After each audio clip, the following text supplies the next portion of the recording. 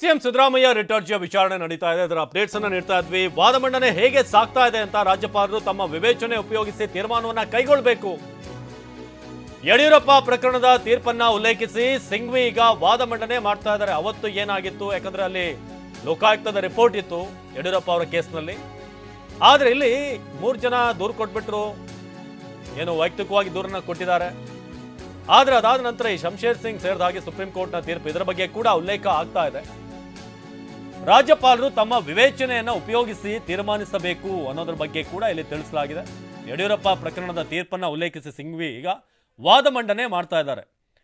ಅಂದ್ರೆ ಆ ಕೇಸ್ನಲ್ಲಿ ಯಾಕೆ ಅನುಮತಿಯನ್ನು ನೀಡಲಾಗಿತ್ತು, ಜೊತೆಗೆ ಇಲ್ಲಿ ಯಾಕೆ ಅನುಮತಿಯನ್ನು ನೀಡಲಾಗಿದೆ, ಅಂದಿನ ಸಿಚುವೇಶನ್ ಏನು, ಇವತ್ತೇನು, ಇದೆಲ್ಲದರ ಬಗ್ಗೆ ಕೂಡ ಒಂದಷ್ಟು ಆಗಿನ ಪರಿಸ್ಥಿತಿಗಳ ಬಗ್ಗೆ, ಅವತ್ತು ಯಾಕೆ ಅನಿವಾರ್ಯತೆ ಇತ್ತು ಈ ಒಂದು ಅನುಮತಿಯನ್ನು ಕೊಡೋದಕ್ಕೆ, ಇವತ್ತೇನಿತ್ತು ಅನಿವಾರ್ಯತೆ, ಇದೆಲ್ಲ ಎರಡನ್ನೂ ಕೂಡ ಈಗ ತಿಳಿಸಲಾಗ್ತಾ ಇದೆ.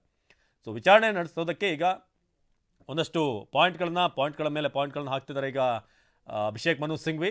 ರಾಜ್ಯಪಾಲರು ತಮ್ಮ ವಿವೇಚನೆಯನ್ನು ಉಪಯೋಗಿಸಿ ತೀರ್ಮಾನವನ್ನು ಕೈಗೊಳ್ಳಬೇಕು, ಯಾಕಂದರೆ ಆ ಒಂದು ಪೀಠಕ್ಕೆ ಸಾಕಷ್ಟು ಬೆಲೆ ಇದೆ. ಸೊ ಅವರು ಕೊಡುವಂಥ ಆದೇಶ ಏನಿದೆ ಅದು ಜನರು ಕೂಡ ಒಪ್ಕೊಳ್ಳೋ ಹಾಗಿರಬೇಕು, ಜೊತೆಗೆ ಒಂದಷ್ಟು ಲಾಜಿಕ್ ಇರಬೇಕು ಅನ್ನೋದು ಈಗ ಅಭಿಷೇಕ್ ಮನು ಸಿಂಘ್ವಿ ತಮ್ಮ ವಾದ ಮಂಡನೆಯಲ್ಲಿ ತಿಳಿಸಿರುವಂಥ ವಿಚಾರ. ಸೊ ಯಡಿಯೂರಪ್ಪ ಪ್ರಕರಣದ ತೀರ್ಪು ಉಲ್ಲೇಖಿಸಿ ಸಿಂಘ್ವಿ ವಾದ ಮಂಡನೆ ಮಾಡ್ತಿದ್ದಾರೆ. ಸೊ ಹೈಕೋರ್ಟ್ನಲ್ಲಿ ಸಿಎಂ ಸಲ್ಲಿಸಿದ್ದ ಅರ್ಜಿ ವಿಚಾರಣೆ ರಾಜ್ಯಪಾಲರು ತಮ್ಮ ವಿವೇಚನೆಯನ್ನು ಉಪಯೋಗಿಸ್ಕೋಬೇಕಾಗಿತ್ತು. ಒಂದು, ಅವರು ಈ ಕ್ಯಾಬಿನೆಟ್ನ ಸಲಹೆಯನ್ನು ಪರಿಗಣಿಸಲಿಲ್ಲ. ಎರಡನೇದಾಗಿ ಸರ್ಕಾರದ ಕಡೆಯಿಂದ ಮುಖ್ಯ ಕಾರ್ಯದರ್ಶಿಗಳು ಸಲ್ಲಿಸಿರುವಂಥ ದಾಖಲಾತಿಗಳನ್ನು ರಾಜ್ಯಪಾಲರು ಪರಿಶೀಲನೆ ನಡೆಸಲೇ ಇಲ್ಲ. ಯಾವುದೇ ಪ್ರಾಥಮಿಕ ತನಿಖೆ ಆಗಿಲ್ಲ. ಇದರ ಬಗ್ಗೆ ಯಾವುದಾದ್ರೂ ಒಂದು ರಿಪೋರ್ಟ್ ಬರಬೇಕಲ್ಲ, ಈ ರೀತಿಯಾಗಿ ಆಗಿದೆ ಏನು ಅನ್ನೋದ್ರ ಬಗ್ಗೆ ಒಂದು ರಿಪೋರ್ಟ್ ಬಂದಿದ್ರೆ ಓಕೆ ಇವರು ಅನುಮತಿ ಕೊಟ್ಟರು ಅನ್ನೋದು ನಾವು ಒಂದು ಹಂತಕ್ಕೆ ಒಪ್ಪೋದಾಗಿತ್ತು. ಲೀಸ್ಟ್ ಎಸ್ಟಾಬ್ಲಿಷ್ಮೆಂಟ್ ಕೇಸ್ ಉಲ್ಲೇಖಿಸಲಾಗಿದೆ.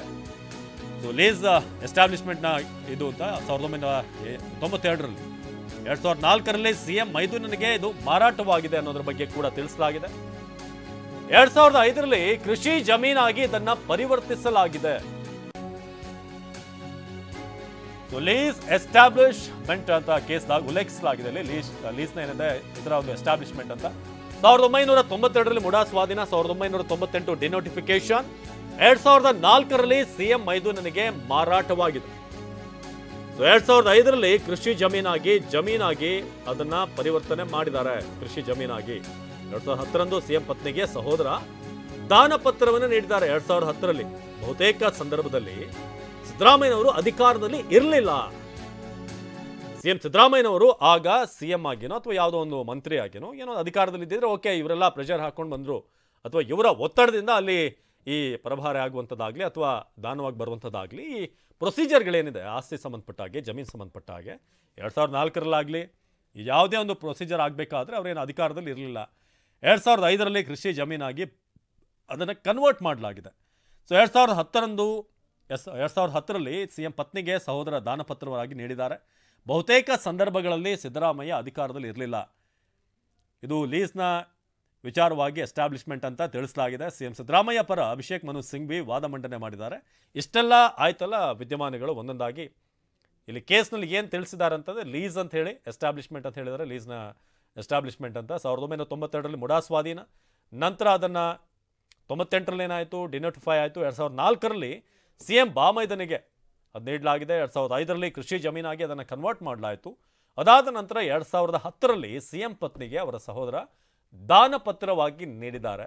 ನೀವೆಲ್ಲ ಈ ಡೇಟ್ಗಳನ್ನು ಅಥವಾ ಇಸ್ವಿಗಳನ್ನು ಗಮನಿಸಿದ್ರೆ